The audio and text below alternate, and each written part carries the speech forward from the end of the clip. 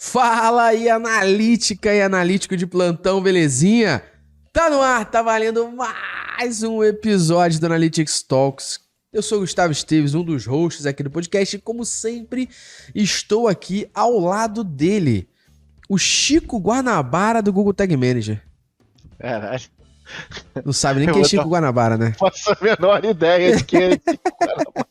Chico Guanabara foi o primeiro jogador negro do Fluminense Futebol Clube. Toma tua. Fala Eu sou dele. história, rapaz. Então, como sempre, ele aqui, o pai do Google Tag Manager, Luciano. Mais um episódio, hein? Mais um episódio, esse excelente episódio com uma participante que já tá na quarta, quinta edição de episódio aqui. Quarta, tu acertou, hein? Acertei? De primeira, Fala dele. Pedi pro time trazer os dados aqui. E ela já gravou o primeiro. Sabe o que é o pior? Olha, isso que é a coisa mais insana da nossa convidada pro nosso tema aqui, porque o primeiro podcast que ela gravou com a gente tem 4 anos. Que isso, cara. Olha só que loucura. Olha só que loucura. E toda vez que a gente vai falar sobre o tema visualização de dados, a gente fala assim, Ingrid, aí na Holanda, que horas é melhor pra gente poder gravar? Eu nem pergunto se ela pode, eu só vejo qual horário que ela tem. Então, para poder falar hoje com a gente sobre visualização de dados, o guia para você não passar vergonha, temos aqui a pessoa que vai ensinar isso pra gente, senhorita Ingrid Pino. Se apresenta aí pra caso a galera ainda não te conheça, né? Obrigada pelo convite, obrigada pela apresentação de novo. Bom, oi pessoal, meu nome é Ingrid Pino, eu sou especialista em visualização de dados. Hoje eu trabalho como Global Insights Manager na Dentsu, que é uma das maiores agências de marketing do mundo. Trabalho em Amsterdã, mas com time global. E pelo menos uma vez por ano eu sou colaboradora no podcast ou em eventos da Américas Boss aí. Eu já tinha perdido a conta até, mas trouxeram as estatísticas de quantas vezes que já participei do podcast. E é um prazer estar aqui de novo. Prazer é todo nosso. Até mesmo que pra falar desse tema aí, pô, tem que trazer alguém que é boa, Entenda, né? Alguém que sabe, né? Ingrid, obrigado mais uma vez por estar com a gente aqui nesse episódio. Queria começar te fazendo já a primeira pergunta que eu acho que todo mundo tá ouvindo talvez não tenha autocrítica de saber. Que é, quais são os principais erros que fazem a galera passar vergonha na hora da sua visualização de dados? Eu ouso dizer que um deles é a combinação de cor, porque bom senso às vezes passa longe. Olha, eu acho que qualquer coisa que dificulte a interpretação dos dados é ruim. Poderia ser considerado um erro, aí uma vergonha na visualização de dados. Eu sou colecionadora de gráfico ruim. Eu gosto, tá? Eu coleciono os bons também, tá? Os bons exemplos. Mas quando eu vejo um gráfico ruim, eu coleciono porque eu uso como exemplo em curso, em treinamento e tal, e começou que hoje em dia os colegas, os amigos, os antigos colegas me enviam gráficos ruins quando eles se deparam com um relatório que tem um gráfico esdrúxulo. E porque eu acho que a gente aprende não só com os nossos próprios erros, mas com os erros dos outros também, né? Então, já vi cada coisa, por exemplo, você falou de combinação de cor, um dos meus favoritos da coleção é de um relatório que tinha uma página inteira de gráficos de barra amarelos. Eu chamo de gráfico de batata frita. Tinha um outro que era uma comparação entre dois gráficos só antes, né, de falar, caso alguém tenha dúvida de por que o gráfico de batata frita é ruim, era um amarelo, assim, completamente saturado, que era horrível de você enxergar amarelo e comparar os dados, frita. Era bem batata frita, assim. Então, realmente, contraste de cor, a gente pode falar mais aqui e tal, ou combinações de cores, são coisas que importam para a legibilidade dos dados.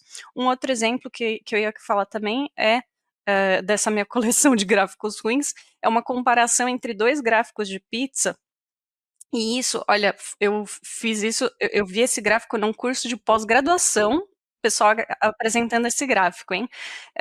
Comparação, 2 gráficos de pizza, só que o pessoal não reparou que a ordem das categorias mudou, Então a legenda de um dos gráficos não batia as cores com a legenda do segundo gráfico, e era comparação entre 2 anos. Só que imagina que então uma empresa que era azul num gráfico era laranja no outro. Gráficos lado a lado, assim. Uma coisa de doido, né? Você tem que ter o mínimo de consistência nas cores que você está falando. Fora outras questões aí com comparação de gráfico de pizza que a gente pode entrar mais aí também mais tarde. Mas essas questões mais estéticas, digamos assim, mais tipo que influenciam a interpretação dos dados, claro que são ruins, mas eu acho que o crime mais grave mesmo na visualização de dados é quando falta informação. Então, por exemplo, se falta citar a fonte dos dados, se falta identificar de qual métrica que a gente está falando, a unidade de medida, o período dos dados, a escala dos eixos. Quando falta informação assim, aí realmente eu acho um problema mais grave.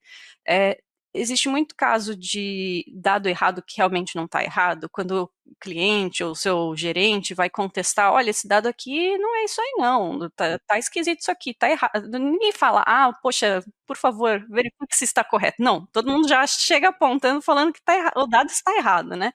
E muitas vezes, na verdade, estão comparando com outra fonte de dados que tem uma métrica semelhante, mas que é uma medição ligeiramente diferente, ou então com outro período, porque você não identificou ali que era do mês passado e não desse mês, entendeu?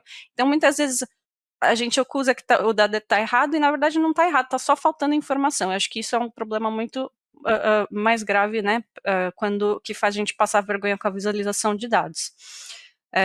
E por aí vai, acho que tem inúmeros exemplos aí que a gente pode dar aqui, podem provocar uma interpretação incorreta dos dados. Perfeito.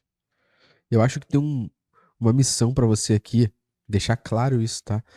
Que no último podcast Ingrid gravou, a gente combinou a parada por fora, que eram alguns textos delas traduzidos pro nosso blog, que não foram ainda.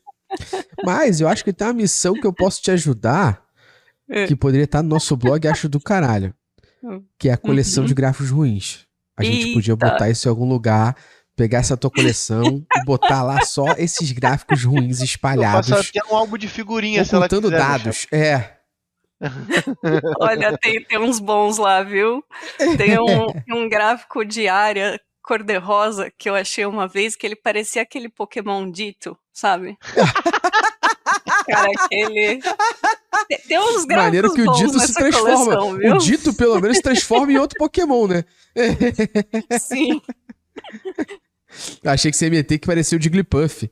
Aí fala, pô, parece mesmo que geral dorme, né? Quando vê, geral dorme, né?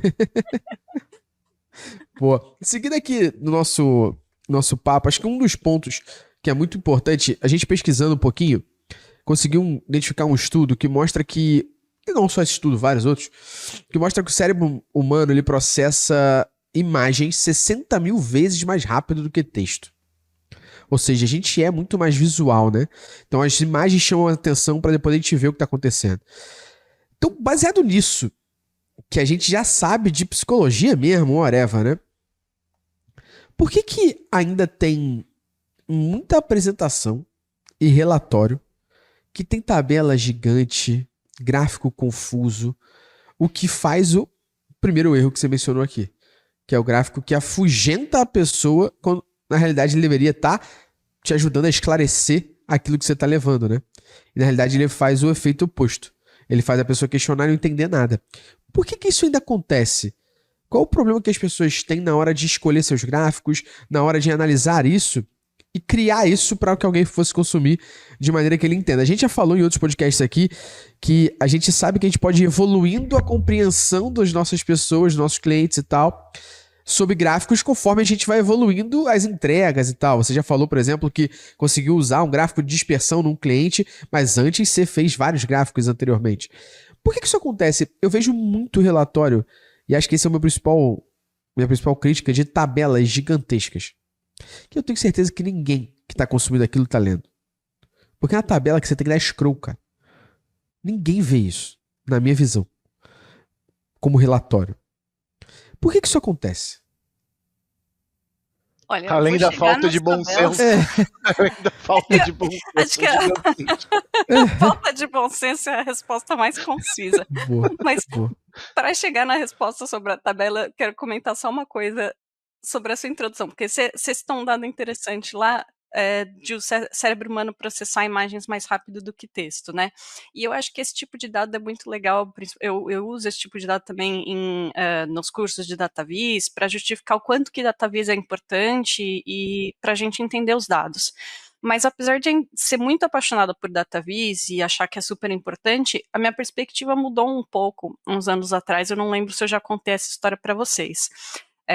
Eu estava fazendo uma entrevista de emprego e eles resolveram mandar um teste de QI, que eu acho uma bobagem mandar teste de QI em entrevista de emprego, mas tem empresa que ainda faz. E em alguns desses testes de QI costumam ter sequências de imagens que você precisa identificar o padrão e identificar qual que é a próxima imagem, ou sequências de números que você também precisa identificar qual que é o próximo número da sequência, né? E aí eu fiz lá os testes e eu comentei com a minha irmã, que também trabalha com dados, mas em uma área completamente diferente. Eu trabalho com dados de marketing, ela trabalha com dados de pesquisa de geologia, e comentei que eu tinha muita facilidade na identificação dos padrões visuais, mas eu tinha mais dificuldade dos padrões numéricos. E ela falou, nossa, para mim é completamente o contrário, os padrões numéricos é super fácil para mim, os padrões visuais eu fico lá um tempão tentando decifrar aquele negócio. E aí eu percebi que as pessoas têm naturalmente maior facilidade com coisas diferentes.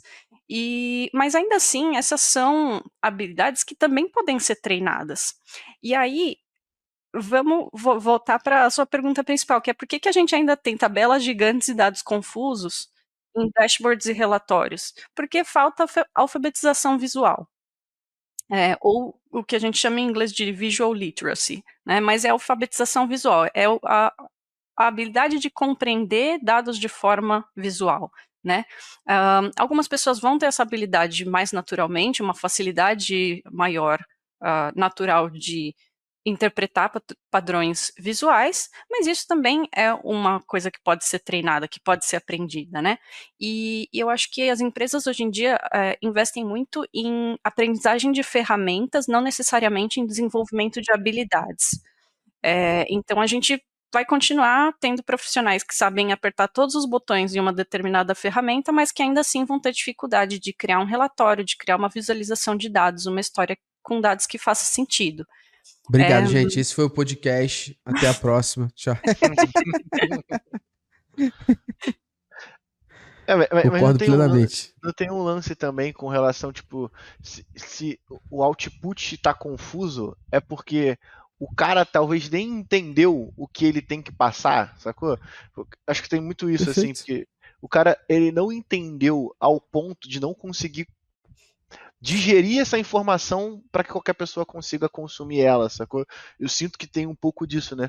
O problema ele tá desde o início, tipo, pô, o cara nem entendeu às vezes qual era entregável, aí ele só colocou essa tabelona aí porque ele quer cumprir, sabe, com o processo de construir o dashboard, não de entregar um insight ou fazer com que aquilo dali seja de fácil leitura, sacou? Não sei qual a opinião de vocês. Você me lembrou de um outro exemplo legal também que eu costumo citar quando eu estou falando de storytelling com dados e de visualização de dados, que uma vez num projeto, o briefing que eu recebi, né, as instruções que eu recebi foram, por favor, me faça um dashboard que tenha um gráfico de pizza e uma tabela. Eu falei, tá bom, eu posso fazer isso para você, é fácil para mim pegar os dados aqui que você me deu e criar para você um gráfico de pizza e uma tabela. Mas o que você quer com isso? Como que isso vai te ajudar? Qual é o tipo de decisão que você tem que tomar toda semana que você vai ali olhar esse gráfico de pizza, essa tabela? E aí eu comecei a fazer várias perguntas, né, para tentar entender o que estava por trás daquela necessidade. E aí era uma questão que envolvia gastos de mídia em diferentes países, em diferentes semanas, uma decisão que ia ser tomada toda semana. Então a gente começou a abrir a informação para ter essa informação né, toda semana, com colunas que representassem os gastos por semana, com barras que representassem os gastos por país, com um gráfico de barras empilhadas ou de áreas empilhadas, nem lembro como é que era, mas que representasse os gastos nos diferentes canais de mídia. Então a gente começou a desdobrar essa informação e no final o que parecia um pedido muito simples ali de um gráfico de pizza e uma tabela se transformou numa coisa que era mais complexa, mas que era muito mais útil para responder as perguntas que eles realmente precisavam responder. Então, às vezes, o briefing, né, as instruções vêm de um jeito que você acaba tendo que responder com só uma tabela ou né, com uma coisa que não necessariamente vai resolver o problema do cliente, né, ou o problema do gerente, de quem quer que tenha pedido aquela visualização. É sinistro porque isso parece muito tipo um efeito colateral desse letramento em dados ou da uma implementação de cultura de dados, né? Onde o solicitante ele acha que sabe, entendeu? E aí ele vai te pedir, ó, eu quero tipo assim, eu quero um gráfico de pizza e um gráfico de barra. Ele supõe que sabe o que ele precisa, sacou? E aí tipo, eu não sei, né? Mas para mim parece ser um efeito colateral desse processo de cultura mesmo, porque vai chegar num determinado momento onde a pessoa que solicita, ou seu stakeholder, não, agora eu entendi o que é utilizar os dados para tomada de insights, sacou? Mas eu E acaba cometendo esse tipo de erro.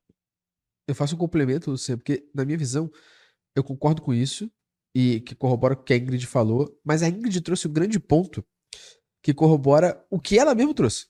Ela falou, olha, vai ter um monte de gente que é apertador de botão. Perfeito? Isso que ela fez demonstra que ela não é apertadora de botão. Por quê? Ela teve a consciência de entender qual era o problema e o que o cara queria. Isso é um pilar de uma cultura de dados. É a gente entender contexto, problema, requisito. Então, se eu simplesmente pego um chamado e entrego, é pastelaria de dados de novo, né? Então, percebe, né? A gente tem muito apertador de botão que é viciado em ferramenta, mas pouca gente entendendo para que eu tô fazendo isso. E onde eu quero chegar, o que isso resolve a vida de alguém. Então, o que a Ingrid falou foi isso. Pô, o cara que queria uma tabela e uma pizza. Cara, pra que você vai usar isso? Em que contexto? Qual a tomada de decisão que você vai ter? Olha, vou aplicar isso de uma melhor maneira para você. Porque cabe ao profissional também fazer isso. A gente brinca muito, né? E acho que aqui é normal a gente olhar, talvez, o lado marketing design. Eu tenho certeza que se tinha algum designer ouvindo a gente aqui, ele vai concordar e bater na mesa que 99% dos briefings do marketing chegam cagados pro designer. 99%. Aí o que o designer tem que fazer? Ele chega lá, pô, cara, eu vi teu chamado aqui, será que a gente pode fazer uma conversa? Se ele não fizer isso, o que acontece? Ele entrega um negócio que não é o que o marketing quer, o marketing reclama que foi feito errado, aí o designer fala, mas o briefing tá cagado, demora 15 dias a mais o prazo que deveria ter sido entregue. É a mesma coisa que a gente tá falando de dados aqui. Se a gente não souber aquilo que a pessoa quer e como a pessoa vai usar, a gente só entregar o que ela quer, podia ser que no final a Ingrid entregasse uma tabela e um gráfico de pizza e a pessoa olhasse e falasse assim, não era isso que eu queria. Porque ela não sabe pedir. Falta a visão dela saber pedir, mas falta o profissional saber interpretar e te extrair o briefing melhor ali para entrega, né? Concordam? É isso, tipo assim, e muito em cima desse efeito colateral, né? Porque imagina, vão iniciar aqui o processo de cultura de dados. Aí senta todo mundo naquela reunião bonita, né? Todo mundo na mesa, o teu chefe no meio, né? Lá naquela cabeceira da mesa e tal, e todo mundo debatendo sobre como esse processo vai ser implementado. Todo mundo sai dali com essa visão, caralho, agora nós vamos implementar uma cultura de dados aqui. E aí a gente vai. A gente vai ser data-driven, porra. Exatamente. E aí a gente passa por vários cenários, vários treinamentos, e aí, num determinado momento, a gente tem, antes da cultura de dados, o cara nem sabendo pedir. Mas eu acho que a sensação de segurança que as pessoas vão adquirindo conforme esse processo de cultura de dados vai sendo implementado, vai fazendo que, de um lado, quem solicita fica mais seguro e confiante, achando que sabe, sacou? Se enganando que sabe, e do outro lado, o cara que não faz o que a Ingrid acabou de falar vai ficando preguiçoso, porque tipo, Então agora que o cara sabe que ele vai, que eu só tenho que entregar isso, pô, meu trabalho é muito mais fácil se eu entregar só isso. No final eu só sou uma pastelaria. O cara pediu pastel de carne, eu vou entregar pastel de carne. Acho que esse é o lance, né? O profissional ele não pode, dentro desse processo de cultura, de dados, ele tem que entender que existem alguns efeitos colaterais porque você está pegando um monte de gente e ensinando essa pessoa a ler, tá ligado? Então você vai ensinar o seu filho a separar sílaba, ele vai fazer tudo errado. Só que você tem que ir consertando e entendendo qual é a linha de raciocínio que ele monta para poder chegar no resultado final, que é ele separar a porra da sílaba, sacou? Acho que é isso. Eu ia trazer só um ponto pra gente comentar aí também, é que, na minha visão, essa questão que a gente falou de contexto, problema, briefing, análise, isso em qualquer área, tá? Você vai lidar com um pedreiro pra consertar o armário pra você, uma parede. Se você não explicar direito e ele simplesmente também não se interessar por isso, você sabe quanto tempo duram obras por aí. Alô, Lucas Lombardi, que é o nosso head aqui de produtos. Ele tá tendo um filho agora, mas pariu a primeira obra dele. Demorou 9 meses. E a culpa não foi nem dele, demandou correto, mas o cara não tem a menor vontade de entregar. Então... Exatamente. Acho que e você falou um pouco específico depois, a Ingrid pode complementar, mas os dois têm que estar, as duas pessoas, né, o solicitante e quem vai executar, tem que estar a fim de resolver o problema. Acho que esse é um ponto muito importante. Tipo, num determinado momento, antes de você montar isso, ou de ensinar as pessoas um pouco mais sobre a parte de dados, tipo, existe uma incapacidade da pessoa que vai solicitar. Mas chega um determinado momento que essa incapacidade vira uma segurança extrema que o cara acha que sabe, aí é onde dá a merda, né? Enfim. Eu acho que é muito fácil entrar, tá nesse lugar cômodo de não fazer esse tipo de pergunta, sabe? De receber o briefing do jeito que ele tá e fazer ali o mínimo da pastelaria de relatório. E, poxa, às vezes isso é porque você está sobrecarregado de tarefas, às vezes é porque você não tem conhecimento suficiente de que tipo de pergunta que você deve fazer de volta pro stakeholder, sabe? Mas a gente precisa, sim, tentar ir além, tentar sempre conectar o que está sendo pedido aos objetivos do negócio, às decisões que a gente está tentando tomar com esses dados, porque senão é isso, né? Senão você só vai entregar ali a pizza e a tabela, todo mundo vai fingir que vai estar feliz, mas no final das contas o problema não vai ser resolvido. E aí, Luciano, vamos ver se de entregar valor, né? Tipo, é foda, tá ligado? Luciano, vamos ver se tu, então, sabe interpretar pedido. Beleza? Aleatoriamente. Imagina que eu chegue pra você e fale, Luciano, eu quero um café saboroso e forte. Pô, coffee mais muito forte, não tem jeito, filho. É drip coffee, café em grão, é tudo. E tem no link aqui da descrição 15% de desconto para você ganhar um mimo, um afago, um carinho, um abraço. Sempre Aí, tem tá rolando um cupom, uma promoção, pô, já rolou. Prensa francesa, compra o café e ganha prensa francesa. Tem uma série de promoções lá que você pode aproveitar no link da descrição. Eu já fiz uma promessa e hei de cumprir. Quando eu fizer meu mochilão na Europa e passar pela Holanda, deixarei um coffee mais com a Ingrid em troca do Stroopwafel, por favor, tá? A gente faz um escambo ali. Você dá o Stroopwafel, eu te dou o coffee mais, tá bom? Porque, pô, tomar um coffee mais com aquele de Stroopwafel em cima da caneca ali é sacanagem. É sacanagem. Tô só aguardando aqui meu café. Deixa com a gente, ó. Foda que fica longe pro caramba mesmo. Não, mas eu tô tentando, você não entendeu, né? Eu tô tentando arrumar um jeito, porque eu tenho passaporte. E tô tentando arrumar um jeito de eu fazer um mochilão com a Coffee Mais aí, ó, com a Métricas Boas junto. Eu vou pra Europa entrevistar as melhores mentes analíticas. Eu também tenho passaporte. Ingrid, ó, prometo, você que tá assistindo aí, tá no link da descrição e você também tá vendo na tela aqui um QR Code, tudo que você tá vendo para você garantir o teu Coffee Mais aí, ó. Café em grão, café em pó, cápsula, drip coffee. Corre e garanta o seu. Seguindo o nosso papo aqui, ó, eu pesquisei igual filha da mãe, porque eu quero que a pessoa realmente nesse podcast aqui saia com um guia feito pela Ingrid aqui, por nós, que ela já tá ajudando. Mas uma das coisas que eu pesquisei foi um estudo do MIT Review, que trouxe que 47% dos executivos, numa pesquisa, já tomaram decisões erradas devido à má interpretação de gráficos e dashboards. Ingrid, a gente já falou de erro aqui de gráfico, já falou de outras coisas, mas quais são os principais aprendizados ou o que essa galera tem que saber para não gerar essa confusão? Bom, uma coisa que eu costumo falar bastante é que não basta ter dados disponíveis, é preciso entender os dados. E é preciso investir recursos não só em obter os dados, mas no que a gente tem falado aí de alfabetização em dados, incluindo visualização de dados, né? Então, se o executivo tomou uma decisão errada ou inadequada, né, devido à má interpretação de dados, onde que aconteceu essa interpretação incorreta? Porque isso pode ter acontecido pela interpretação incorreta do executivo ou pela interpretação incorreta de quem estava apresentando para eles, né? Então, assim, para a gente ter uma cultura de dados, é preciso que diferentes funções e diferentes níveis na empresa tenham um conhecimento adequado sobre como interpretar os dados que estão envolvidos na sua função.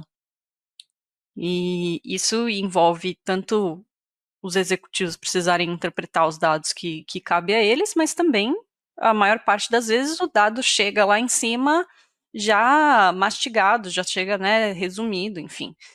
Então existe toda uma cadeia ali de pessoas que vão passando essa informação adiante, que precisam estar envolvidas e precisam ter também a alfabetização em dados adequada para cada nível, né? Concordo. Eu acho que falta exatamente de novo um pouco do que a gente está falando aqui nesse podcast. Falta quem produz entender quem está consumindo e quem consome ter o mínimo de conhecimento sobre aquilo para não cair em viés, não cair em interpretação equivocada. E eu acho que aqui, falando como profissional de dados aqui, eu acho que o profissional de dados, ele muitas vezes esquece para quem é o dashboard, né? Ele acha que o dashboard é para ele. Na verdade, é para alguém consumir. E essa falta de interpretação de quem está consumindo aquele dashboard, eu acho que faz com que muita gente transforme relatórios e dashboards em Frankensteins feitos por aí. E, na realidade, no final, ela olha e fala assim, eu entendo. Só que ela não sabe quem está consumindo isso. Você não sabe qual o perfil de pessoas que está consumindo isso, se é um diretor, se é uma CEO, se é uma analista, é um coordenador, uma supervisora. Não só de cargos, porque isso vai ajudar você a entender que tipo de dado essa pessoa vai consumir, mas também de área, sub-área, objetivo. Na realidade, a pessoa bota aquilo que ela acha que vai ser legal e maneiro, e no final, quando a pessoa não entende ou toma decisão interpretada de maneira equivocada por conta de uma má distribuição de relatórios, dashboards e gráficos, ela acha que o problema é da pessoa. Não dela ter feito isso. Não dela ter criado aquilo. Na verdade, foi você que criou isso, pô. Só que você criou isso baseado na sua opinião, não baseado em quem vai consumir. E vai tomar decisão baseado nisso, né? Acho que isso é raro, mas acontece sempre.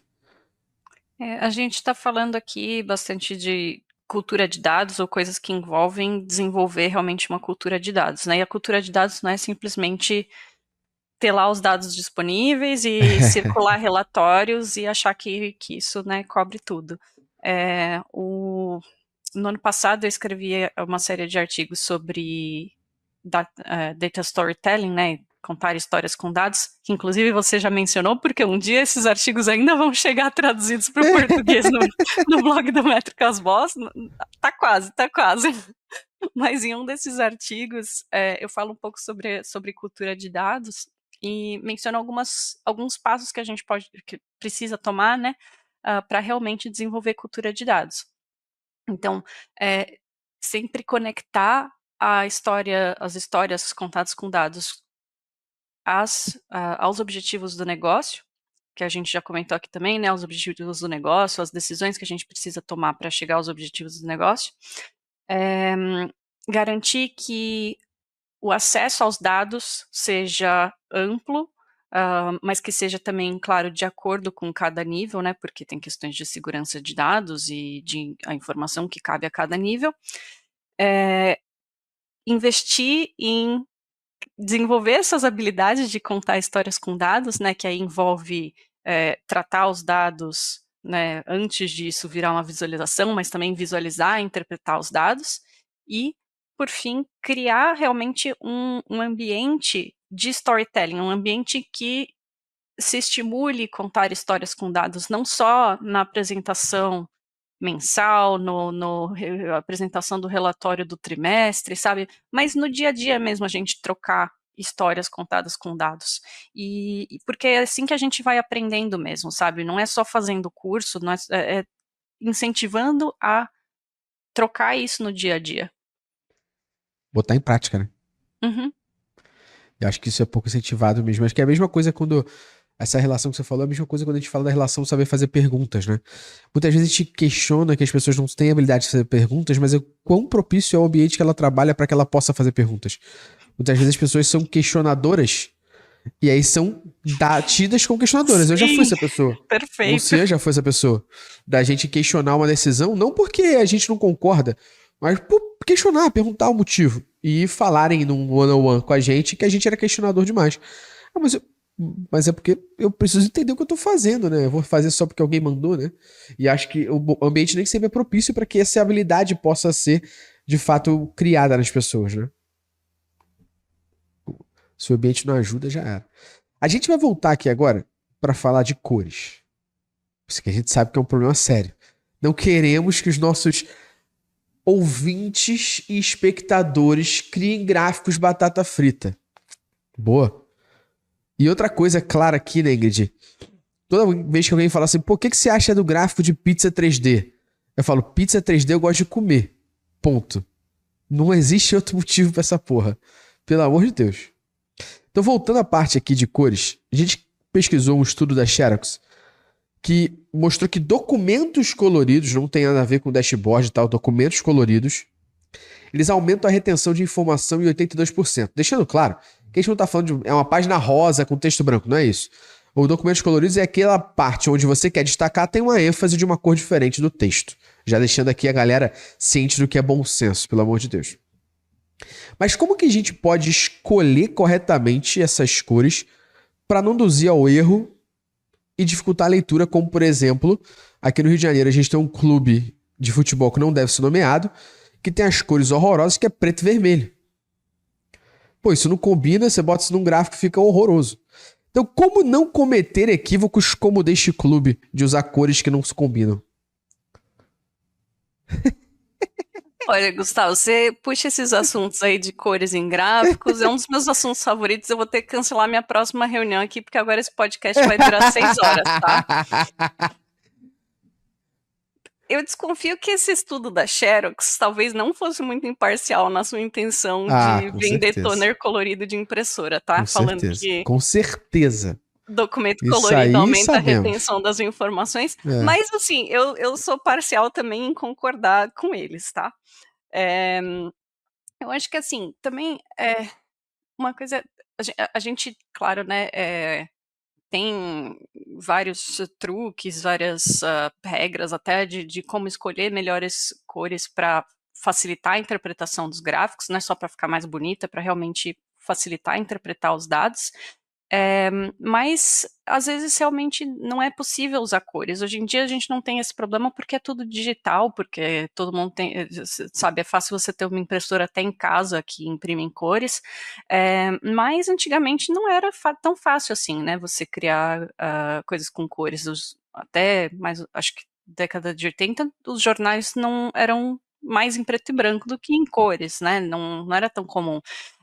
Então, você vê exemplos daquela época, quando não era possível depender de cores para um gráfico, por exemplo, as categorias eram diferenciadas com padrões. Então, uma categoria no gráfico era listrada, a outra era bolinha, a outra era xadrez, sabe? Então, a gente não depende o que eu quero dizer é que a gente não depende das cores para passar a informação. Mas as cores facilitam. E facilitam, acho que tem que ter alguns cuidados também, né? Porque você falou de não escolher as cores corretamente, não induzir ao erro e tal. Uma das coisas que, em geral, é falada quando a gente tá comentando sobre cores em gráficos, né? É a questão do daltonismo. Existem mais ou menos 15 milhões de pessoas no Brasil que, em maior ou menor grau, têm dificuldade para distinguir cores. Tudo bem, pode ser que não exista ninguém daltônico na sua equipe, nem na equipe do seu cliente. Maravilha. Existem também outras Já cabe, né, questões que Ingrid? também. Hum, Só, pode só falar. desculpa, já cabe uma pesquisa, né? De você saber se tem daltônico ou não. Já é uma coisa que eu acho que muita gente não faz, né? Já cabe. Não, mas sabe que existem outras condições também que dificultam. Por exemplo, algumas pessoas com autismo, não todas, mas algumas pessoas com autismo, que também autismo existe em graus diferentes e se expressa de formas diferentes, mas que têm menor capacidade de distinção cromática, menor capacidade de distinguir entre cores, né? Ou que respondem ao excesso de estímulo de cores de forma diferente de pessoas neurodivergentes. Então, você está vendo que quando você considera outras coisas além do daltonismo, você já está falando de um universo muito maior de pessoas. Né, você já está ampliando muito mais pessoas que talvez esse grupo de pessoas que talvez tenham alguma dificuldade de distinção de cores.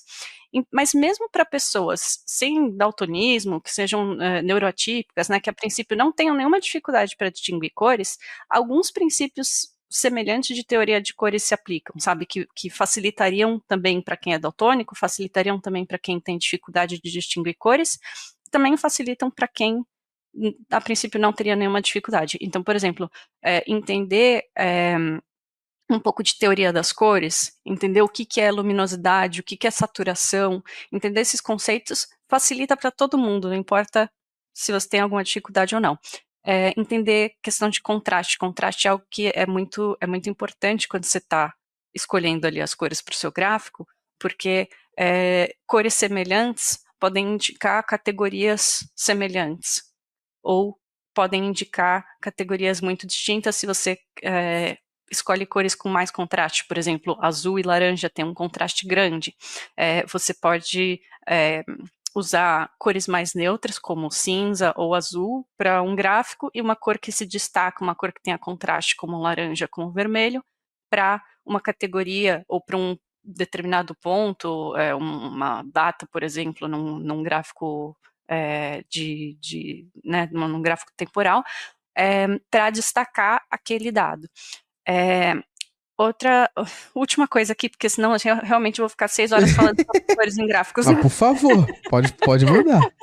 Última coisa que eu acho muito importante, mais importante até, para escolher, né, as cores corretamente, não induzir ao erro, é um negócio que chama ressonância semântica.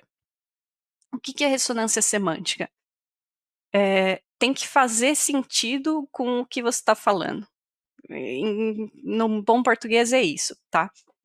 Tem que ressoar com o significado daquilo que você está falando ali. Existe um estudo de Stanford muito interessante que mostra isso em gráficos especificamente, tá? Em visualização de dados. Então, por exemplo, se eu vou falar de frutas, eu tenho um gráfico de vendas de frutas na feira. Eu não posso colocar a banana com a cor laranja. Eu tenho que colocar a banana com a cor amarela, a maçã com a cor provavelmente vermelha, ou verde talvez, mas a gente é mais acostumado com maçã vermelha, né? Aí você vai... E assim por diante, entendeu? Existe uma conexão que, no caso de frutas, talvez seja óbvia. Você vai falar de legumes, talvez essa seja uma conexão óbvia. Você vai falar de marcas diferentes, as marcas têm cores que, inclusive, tem uma associação psicológica, né, de as marcas escolherem determinadas cores para evocar determinadas emoções. Essas coisas são mais óbvias, mas existe também ressonância semântica em inúmeras categorias, que às vezes não é tão óbvio quanto associar a cor que você enxerga naquele objeto com aquela cor. Então existem essas associações psicológicas e essas associações culturais das cores também, porque o que significa, o que uma determinada cor tem de significado no Brasil não é a mesma coisa que ela significa na China, entendeu? Então essas coisas também a gente tem que observar. Mas no geral, vai pelo clichê, entendeu? Tipo, se é positivo, vai ser verde, se é negativo, vai ser vermelho, entendeu? Vai pelo clichê que dá bom, sabe? Se você não quiser ir tão a fundo de falar em ressonância semântica e tal, confia em ir no que é a cor clichê das coisas, porque ajuda o cérebro a associar mais rápido as informações. É isso que a gente quer. A gente quer que o cérebro interprete mais rápido. Isso é muito irado, porque tem esse lance de ressonância semântica, como a gente vai falar das cores do semáforo, né? Do sinal, sinaleiro, sei lá, depende de como você chama. E aí tem um ponto curioso, é que depende muito do país, né? Por exemplo, o Japão, o que é o verde é azul. E aí, dependendo de como você vai se comunicar, você tem que pensar Aspecto cultural. nesse tipo de coisa. O aspecto Exato. cultural vai impactar completamente isso, tá ligado? Eu dou exemplos menores até, Luciano, que são aspectos culturais até regionais aqui do Brasil. Boa. Você imagina que eu sou um analista de dados do Inter, time aqui do Rio Grande do Sul, internacional. E eu vou mostrar a nossa análise de quantidade de sócios torcedores. E eu mostro o positivo sendo azul. Cara, o positivo tem que ser verde. Porque azul é o Grêmio. Sacou? Perfeito. É um aspecto cultural pequeno daquela situação. Então é você entender quem é o seu consumidor para você adequar isso também a ele, pô. Acho que esse é um aspecto importante. A gente tá brincando aqui, mas só tem 2 lugares do mundo que a Coca-Cola é diferente, cara. Uma vez por ano, a Coca-Cola faz uma Coca-Cola azul por conta do boi garantido e caprichoso no Festival de Parintins. E no estádio do Grêmio, onde a Coca-Cola é azul. Vocês não são disso? Caramba, ou seja, o aspecto cultural é tão forte que a Coca-Cola, uma vez por ano, no Festival de Parintins, muda o rótulo, né? Pra poder deixar ele azul pro boi caprichoso e vermelho pro garantido.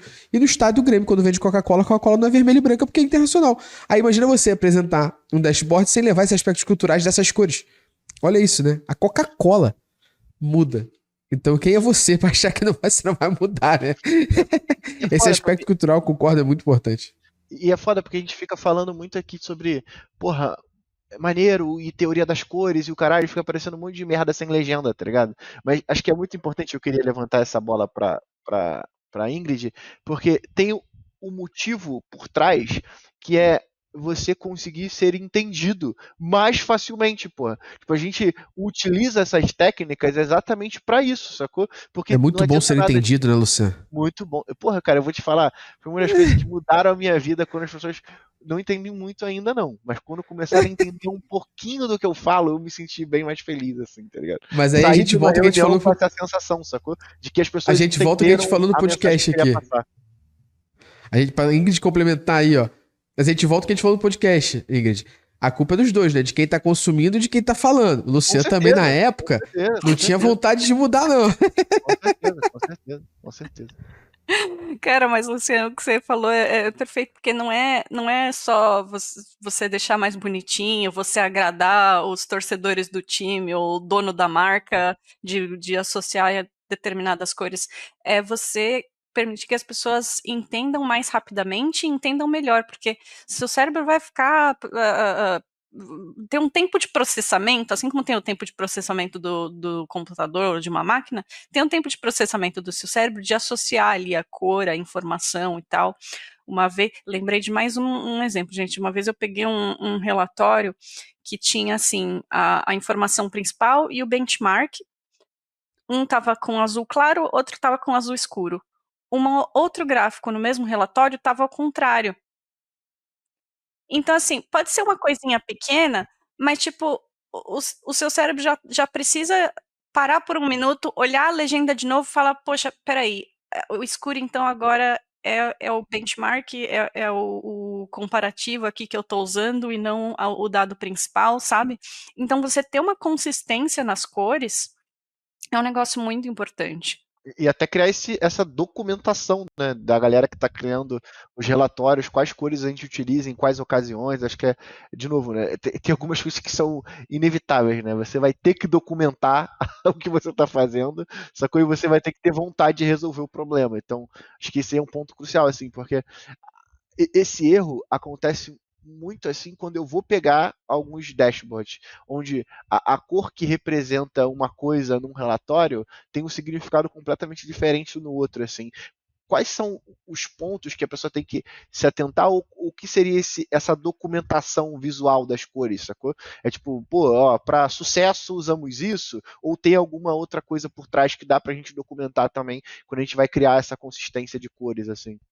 Eu queria entender, tipo, como que a gente documenta isso, sabe? Então, eu vou atribuir as cores a determinadas categorias ou classificações, como que a gente documenta essas cores e como que a gente vai utilizar elas dentro da nossa estrutura de criação dos dashboards, sacou? Porque, para mim, como eu sou totalmente fora dessa área, tipo, a minha ideia cara, como que eu documento isso? Então, beleza, para sucesso usamos o verde. Não podemos usar, como que a gente cria esse guide, sabe? Pra galera conseguir, tipo, pegar ali um estagiário e for fazer um dashboard, ele ter meio que, as cores que nós usamos é essa. Seguir Por exemplo, esse bom senso aqui nessa no regra. internacional, seria meio, no Grêmio seria meio que essa, né? Se usar vermelho para alguma coisa que tu tá fudido, sacou? Como que a gente documenta isso? As marcas, em geral, têm um guia de uso da marca, né? Então, assim, se você for olhar, por exemplo, o guia do Itaú, deve estar falando para não usar vermelho. O guia do Bradesco e do Santander devem estar falando para não usar amarelo não, laranja e azul juntos, entendeu? Só que isso, em geral, são guias para comunicação da marca, não são guias para visualização de dados. A gente deveria usar também, todo mundo que tá na empresa deveria usar as mesmas guias, né, as mesmas instruções, e adaptar para o que cabe à sua área, né? No caso aqui, que a gente está falando de visualização de dados, eu também não vou fazer um gráfico laranja e azul se eu estiver trabalhando para o Bradesco ou para o Santander, sabe? Acho que é um pouco do bom senso, sabe? Mas eu acho que se é algo que você sente que está tendo dificuldade ali entre os analistas da empresa e tal, eu acho que vale a pena fazer um guia semelhante que seja mais específico para visualização de dados. Eu tenho algumas cores assim que eu uso sempre de determinadas coisas. Por exemplo, para neutro eu uso cinza ou azul. Para algo que é negativo ou quente, eu uso vermelho. Porque o vermelho não é necessariamente ruim sempre negativo. Até porque negativo, dependendo do contexto da métrica, pode ser algo bom, que né? é bom, não é? Vai depender do contexto da métrica. Mas se é negativo, você vai usar vermelho. Ou numa outra escala de cor, que vai do frio para o quente, que pode ser do azul para o vermelho talvez seja bom falar que é quente, né?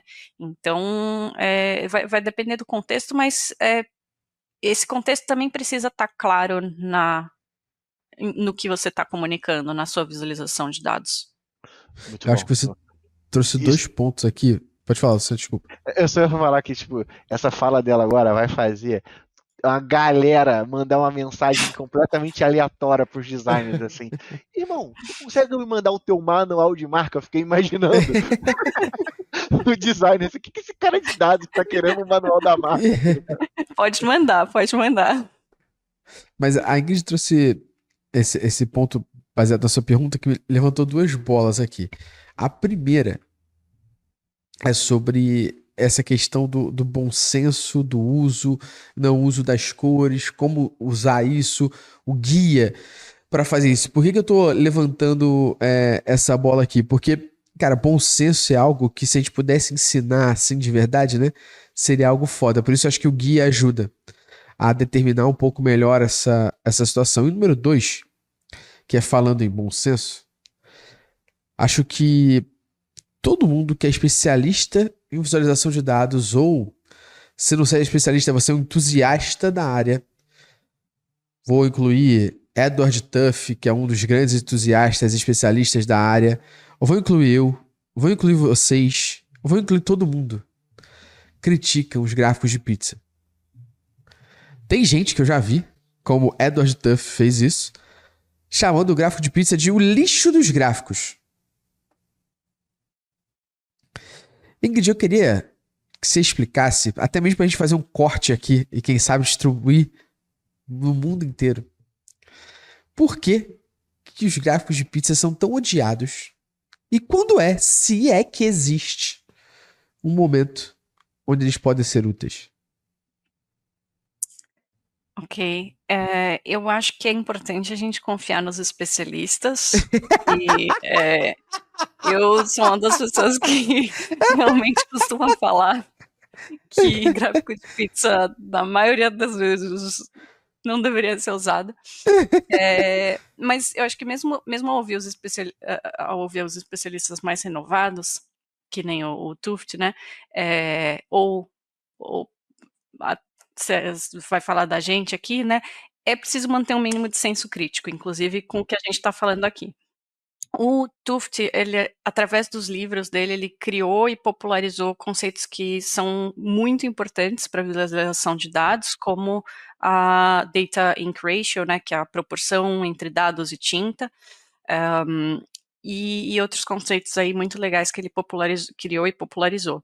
Mas ele também é bem 880 com alguns temas. Então ele foi, por exemplo, muito crítico com um diagrama de escolha de gráficos, que é do Andrew Abela, que é muito legal, que chama Chart Suggestions, a Thought Starter. É um diagrama em que ele indica assim, tipo, são quatro mensagens principais que um gráfico pode expressar: comparação, distribuição, relação e composição. Existem versões estendidas desse diagrama, né, que foram criadas depois, mas uma coisa que o Tuft criticou foi a simplicidade desse diagrama. Eu acho que justamente por ele ser simples é que ele é genial. Porque ele é um truque para ajudar a escolher os gráficos, e ele não se pretende a ser a verdade absoluta do universo sobre os gráficos. E nesse diagrama, o gráfico de pizza, ele é classificado como um gráfico de composição estática, em que se representa uma parte simples de um todo. Então, isso dá algumas dicas importantes para a gente aqui. Muitas vezes, quando um gráfico de pizza é usado, outro gráfico seria mais útil, porque ele não é um gráfico de composição, ou não é uma composição estática, ou então não é uma parte simples de um todo. Então, assim, para interpretar os mesmos dados, pode ser que tenha algum outro gráfico que seja mais fácil ou algum outro gráfico que seja mais adequado. Mesmo que aquele gráfico não esteja incorreto, tá? Ele está incorreto, por exemplo, quando a gente fala é um gráfico de composição, né? Significa que são partes de um todo que tem que somar 100%. Se não está somando 100%, está incorreto você usar um gráfico de pizza. Mas se está somando 100%, mesmo que esteja correto, talvez não seja a melhor opção. Ele é estático, então ele não varia ao longo do tempo.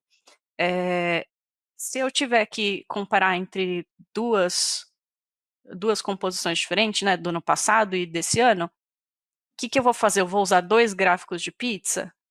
Eu vou usar vários gráficos de pizza se eu quiser falar de 10 anos da composição? Não, talvez um gráfico de áreas empilhadas seja mais adequado. Então você entende que se é composição, se é estático, até talvez o gráfico de pizza seja ok usar. Mas mesmo que esteja o gráfico correto ali, que seja de composição, que seja né, que seja uma composição estática, ele é mesmo o gráfico mais útil que você pode apresentar? Será que essa composição que eu estou dividindo em várias categorias, eu não posso destrinchar essas categorias com uma segunda dimensão ali? Por exemplo, gastos de mídia por país, que a gente já deu esse exemplo aqui. Tenho lá o meu gráfico de pizza da porcentagem dos gráficos do gasto de mídia em cada um dos países. Não é mais interessante, talvez, eu olhar também para a composição, não só por país, mas por país e por canal de mídia? Aí eu já estou falando de um gráfico de barras ou de colunas empilhadas, sabe? Ou, se eu estou falando ao longo do tempo, talvez um gráfico de áreas empilhadas seja mais interessante. Então, assim, às vezes um gráfico de pizza, mesmo que não esteja errado, talvez não seja a coisa mais interessante para você usar. Mas se for parte simples de um todo, poucas partes, eu acho que é quando, assim, até você tem alguma desculpa para usar um gráfico de pizza, porque mesmo quando é uma parcela só ali que você está querendo mostrar, de repente você substitui por um número, substitui por um scorecard, uma métrica, big number, como é que tem vários nomes disso, mas só um número. Em vez de colocar um gráfico de pizza para mostrar, 90% é essa categoria aqui, 90% do pessoal do Métricas Boss torce para o Vasco. Não sei se esse dado Deus é me real, livre. tá, gente? Deus me livre. Em vez de for, fazer um que gráfico merda, de que pizza com tristeza. isso, usa o número lá grandão, 90% torcedores do Vasco. Pô, que merda. Então, Só assim, tem pra mim uma 90% empresa. triste. Ingrid, só tem uma empresa que pode usar gráfico de pizza sem Domino's pensar. Pizza. A Domino's, porra. A Pizza Hut. Pizza Hut, aí, pô, mete gráfico de pizza em tudo. Ou se você estiver querendo explicar pra sua família como que a gente vai dividir a pizza. Aí você usa um gráfico de pizza. Nesse E caso, tradicionalmente são 8 pedaços. Nesse caso, a vergonha é não usar gráfico de pizza, né? É. Como é que você me entrega esse relatório sem gráfico de pizza?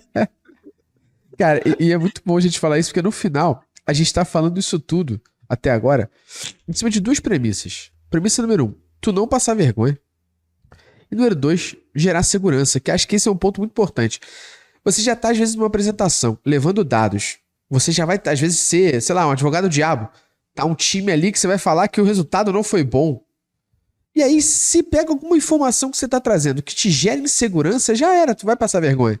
Então, se um gráfico de pizza, a galera olha e fala assim, peraí. Tem 3 fatias aqui, eu contei e tá dando 87%. Cadê os outros 13%? Ih, já era. Qualquer contra-argumento que você vai ter ali pode te desestabilizar na hora que você tá apresentando alguma coisa, na hora que você tá entregando um relatório. Então, no final, o que a gente tá fazendo aqui é te ajudando. E, Luciano Fialho, eu conheço um lugar também que a pessoa pode, além deste grandíssimo podcast que a Ingrid está entregando tudo, a pessoa pode pôr uma V2 disso aqui, onde ela pode se aprofundar ainda mais, concorda? Inclusive com a Ingrid também falando sobre esse assunto lá. Tem palestra dela. Da vida e tudo mais. Métricas Boss Prime, se vocês não conhecem, a plataforma de educação desse pretinho, desse gordinho que tá aqui do meu lado, tá ligado? Que tá há mais de 5 anos, já tem uns 5 anos o Prime já, não tem? 4 anos.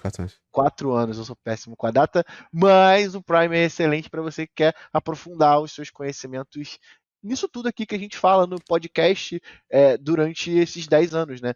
Todas as skills, a gente monta muitos materiais pensando em todas as habilidades que você precisa ter para você poder pilotar no dia a dia aí o seu cliente, o seu chefe, enfim, seu trabalho. A gente tem, baseado nesse tema aqui, introdução à visualização de dados.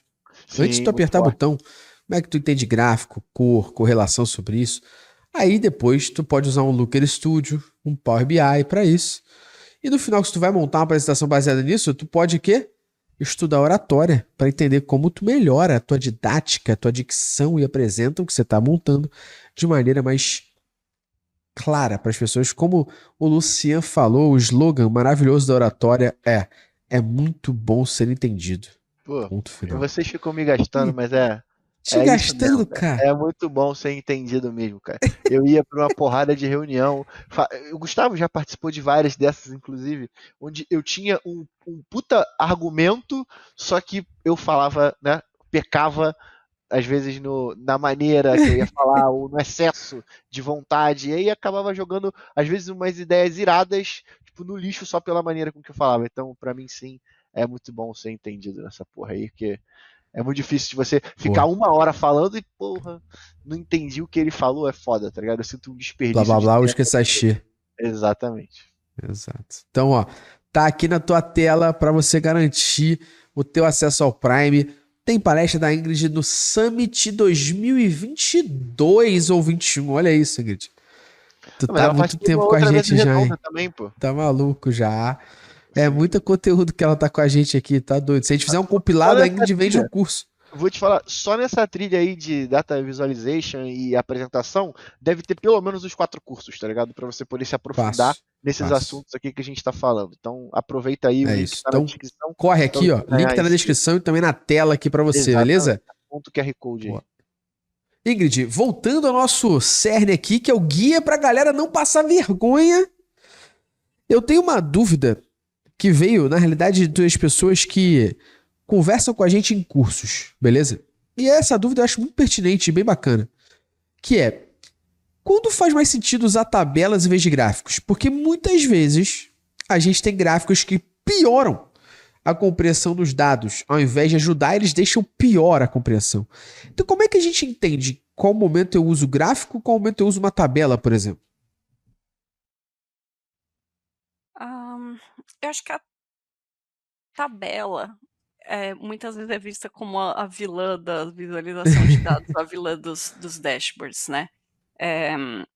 Eu acho que o mais importante é que a gente comunique a mensagem que a gente está querendo comunicar com os dados, seja com um gráfico, seja com uma tabela. E na maior parte das vezes eu vou optar por um gráfico, obviamente, mas porque eu sou completamente parcial. Eu já falei aqui que eu tenho mais facilidade de interpretar dados de forma visual. Eu adoro visualização de dados, então assim, eu sou parcial para falar que na maior parte das vezes eu vou escolher um gráfico. Mas eu acho que às vezes é útil sim ter uma tabela, e a tabela não significa que a gente não está fazendo visualização de dados, porque existem formas de auxiliar a interpretação visual, a interpretação visual dos dados, mesmo quando é preciso usar uma tabela.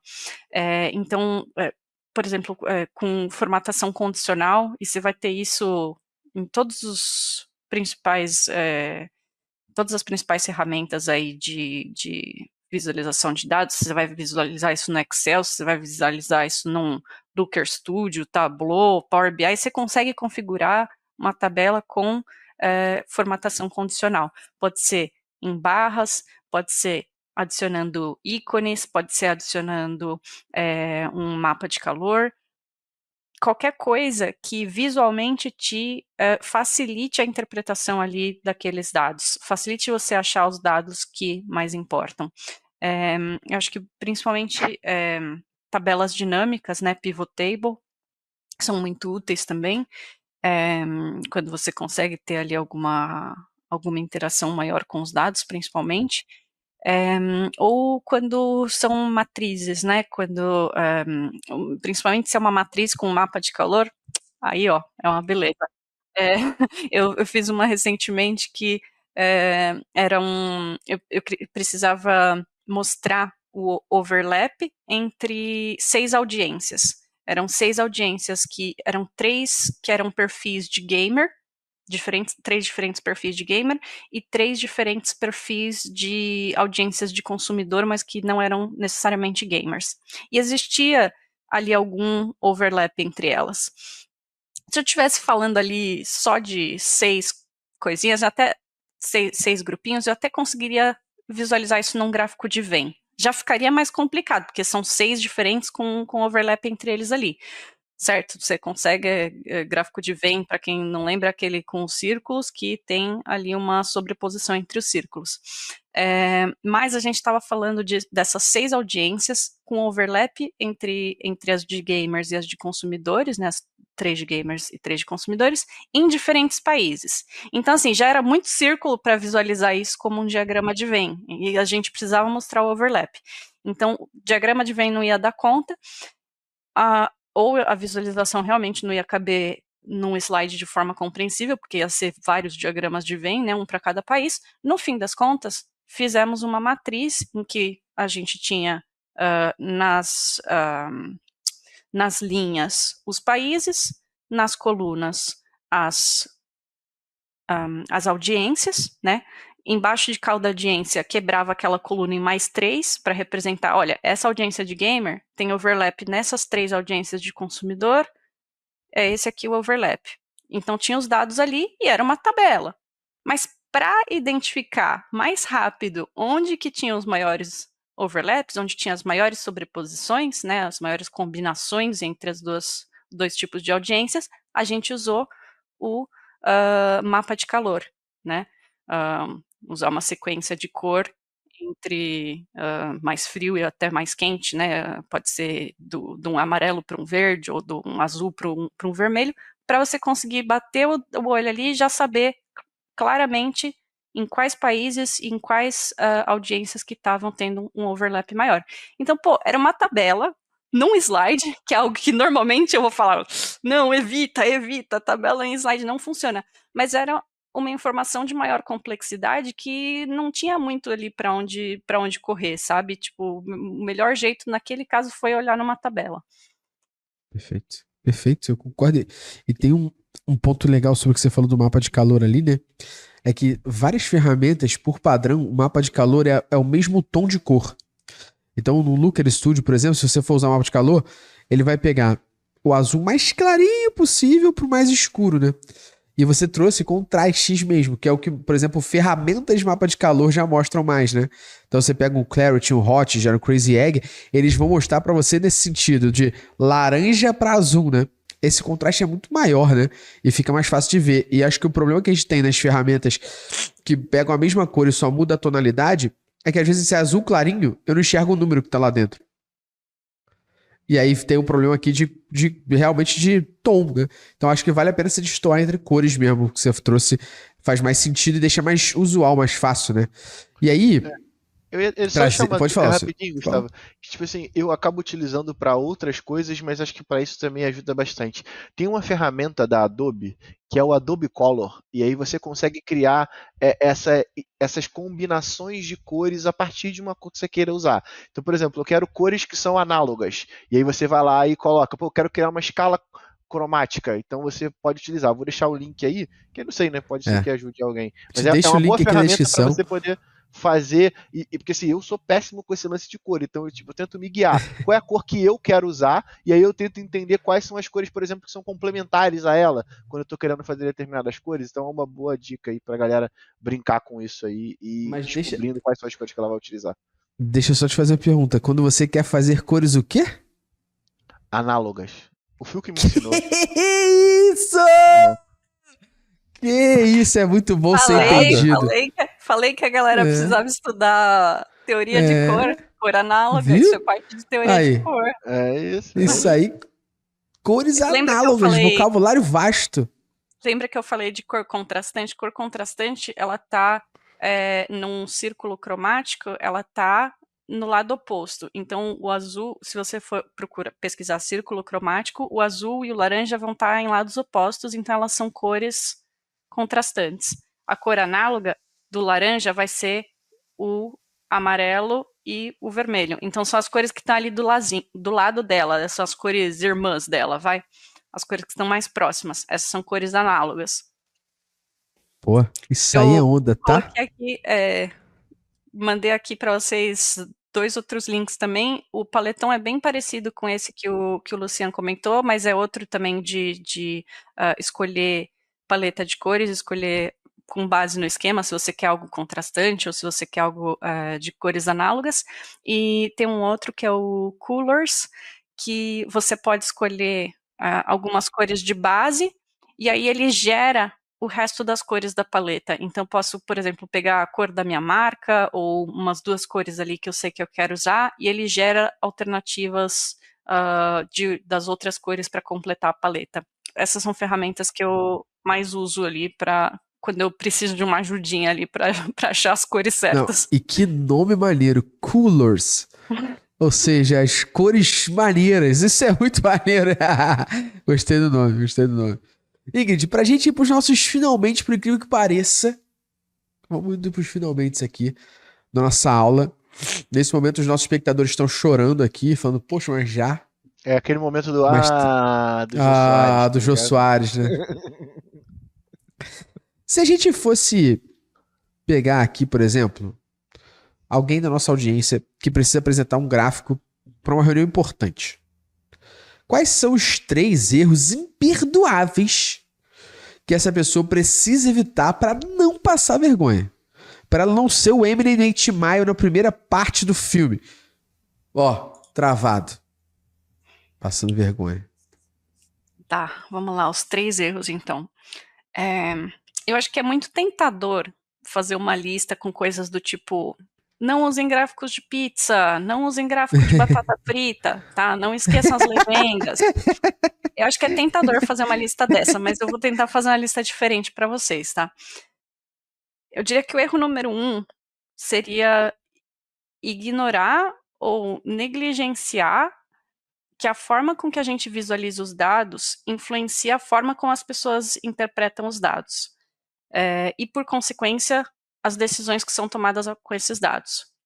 Porque nesses mais de 10 anos trabalhando com dados, eu já vi muita gente deixar de lado, deixar para a última hora, pensar em como que elas vão visualizar os dados. Ou considerar que isso é só estética, é só firula, desde que os dados estejam corretos, está tudo bem, não importa, sabe? Já vi muito isso. Mas eu acho que a gente realmente entender que a forma de visualizar os dados influencia como as pessoas interpretam os dados, inclusive coloca a visualização de dados numa perspectiva de questões de uso ético dos dados, tá? Que isso aí é uma discussão até maior. O segundo erro seria não ter a humildade de aprender como visualizar os dados de forma adequada e de escutar feedback também. De entender que a visualização de dados vai realmente além da estética dos gráficos e que a gente precisa ter essa alfabetização visual, desenvolver essas habilidades de interpretar e de criar gráficos. E você pediu 3, então eu vou dar mais um. O terceiro erro, eu acho que seria esquecer que os gráficos não existem no vácuo. Eles não existem só para a gente achar bonito. A gente falou aqui, sempre conectar com os objetivos do negócio, né? Os dados, eles são tão úteis quanto as decisões que eles permitem tomar. Então, a visualização de dados, as histórias contadas com dados, os gráficos, eles precisam estar a serviço dos objetivos do negócio. É preciso que a gente entenda quais são os objetivos do negócio, qual é o contexto que aquelas informações estão sendo apresentadas, estão sendo interpretadas e quais são as decisões a serem tomadas, para que isso seja relevante. Então, entender que aqueles gráficos existem em um contexto, existem em um sistema. Acho que esses seriam os três pontos principais, assim. Boa. Fora, claro, Boa. não usar gráfico de pizza. Vamos fazer a camisa, ô Luciano, na nossa lojinha da reserva, falando: pizza foi feita pra comer. Ponto. Olha, essa você vai ter que mandar uma pra mim, hein? Aí, ó, vamos. A gente manda em inglês pra você, inclusive. Eu não ouso falar aqui em inglês agora, mas a gente manda em inglês pra você.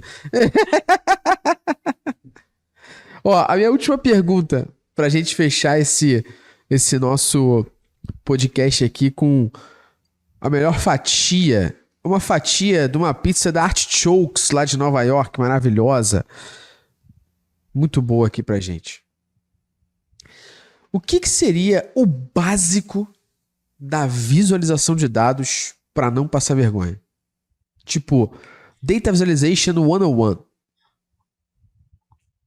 Tá, eu vou te dar o checklist que eu faço com o pessoal de curso, de treinamento, para intervenção urgente de visualização de dados, tá?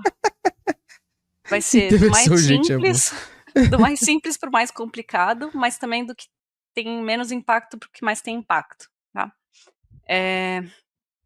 Primeiro, substituir os gráficos de pizza, pensar como esse gráfico poderia ser mais útil. Não quer dizer que tá errado, gente, fazer gráfico de pizza, tá? Não é isso que eu tô falando. Não precisa demonizar o gráfico de pizza. Até o próprio exercício dele pensar em qual gráfico que ele pode substituir esse gráfico de pizza é algo que vai fazer ele pensar sobre o gráfico de uma outra maneira. Acho que é isso, né? Sim. Porque isso, na verdade, é uma pergunta que a gente pode fazer para todos os gráficos, não só para o gráfico de pizza. Como que eu posso deixar isso aqui mais útil, né? Segundo, melhorar a legibilidade. Isso pode envolver tamanho e estilo da fonte do texto, pode envolver as cores, pode envolver o contraste. Tem muitas coisas que podem estar envolvidas em melhorar a legibilidade, facilitar que aquilo seja lido, que aquilo seja interpretado. Terceiro ponto, destacar a mensagem, destacar o objetivo, o dado mais relevante, destacar o que for importante. não precisa colocar uma seta, um círculo indicando. Pode ser, por exemplo, a gente falou aqui um gráfico com uma cor mais neutra, mas com uma cor azul, por exemplo, uma cor azul ou cinza, e uma cor de destaque como laranja, identificando o que é mais importante. Sempre destacar o que é mais importante. Quarto ponto. São 5 questões aqui que a gente vai falar. Quarto ponto. Melhorar a tal da proporção dados-tinta. A gente comentou bem brevemente sobre isso quando falamos do Tuft, né? Dados-tinta, isso foi um conceito que ele criou muitos anos atrás. Hoje em dia está mais adequado falar em dados pixel, né? Porque é tudo digital, a gente não imprime mais as coisas. Mas é basicamente a proporção entre dados, entre informação útil e tinta. Então, se você está gastando tinta para informação que é redundante, que é desnecessária, corta. Mesmo as cores num gráfico, talvez não seja necessário você distinguir categorias por cores diferentes se você tem as categorias identificadas no eixo do gráfico. Pode não ser o caso de as cores serem necessárias também. Menos é mais, mas também cuidado para não tirar demais. Então, melhorar essa proporção, pensando que o princípio por trás dessa proporção dados-tinta é que menos é mais, mas também as informações têm que estar lá. A gente já falou de um desses erros no começo, de que é falta de informação. E aí, por último, é um que eu já falei, mas que eu vou reforçar, que é rever os objetivos, rever a estratégia por trás da visualização de dados. O porquê que a gente está mostrando esses dados? O que eu estou querendo comunicar? Sempre ter isso em mente para tornar aquela visualização realmente útil, realmente importante. Pô, Esse eu acho que tem é o meu checklist. Pô, eu tenho um bônus pra você. Revisar essas visualizações, revisar esses relatórios, esses dashboards. Eu tenho um bônus pra você, pra gente reforçar. É não usar gráfico de pizza. Pra deixar reforçado pra todo mundo. Luciano, que episódio mais uma vez, hein? Mais um episódio, Oliveira. É isso. Mais um. Tá maluco? Aí, ó. Não, o que a eu vou gente tá encher o devendo saco, levar a Coffee Mais. Assim, só pra. A gente tá devendo levar a Coffee Mais, mas a Ingrid não tá ligada, né? Assim, a quantidade de coisa que eu anotei pra poder conversar contigo depois, que eu fui mandando pro Gustavo enquanto a gente tava aqui. Caralhada de ideia. Tipo, pra gente a gente tem que ir pra Holanda, Luciano. Ó, manda sim. A gente tem que ir pra Holanda. Temos que ir. Se tem um país que eu vou adorar ir, é a Holanda. Ah, eu sei. Eu sei. Vem, mas a gente tem que ir pra Holanda. Tem guia aqui garantida. Aí, ó. A gente leva pra ela Coffee Mais, brigadeiro, camisa da Métricas, pão de queijo. Aí. Faz um kitzinho Brazuca by Métricas Boss. Quanto tempo que tu não tomou açaí? Legal. Um Guaraná Antártica. Guaraná Antártica. Pô, tá maluco. A gente vai fazer um kitzinho pra você, Ingrid. Pode deixar, porque, pô, o mínimo... Porra, uma vez por ano, pelo menos, você tá com a gente dando aula sobre o tema. E eu tenho certeza, né, Luciano? Se a galera botar em prática tudo que a Ingrid falou aqui, não vai passar vergonha na hora de criar seus dashboards e relatórios. Ingrid, mais uma vez, muito obrigado pelo papo, pela aula, formato de podcast.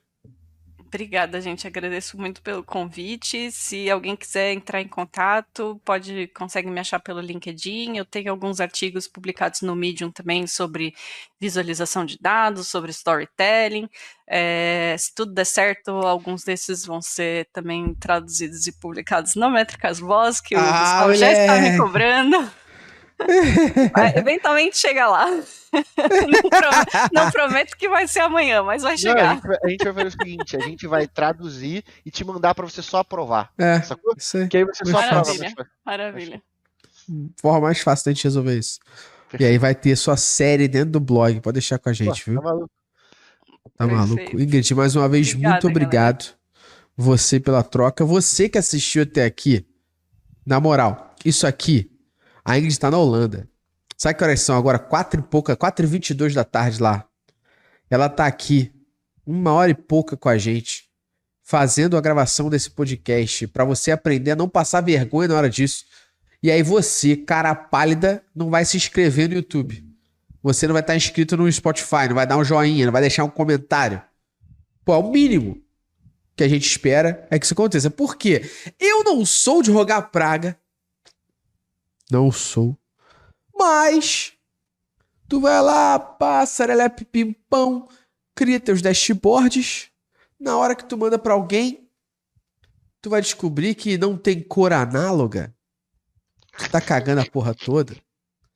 Tu vai descobrir que teu gráfico de pizza é 3D ainda.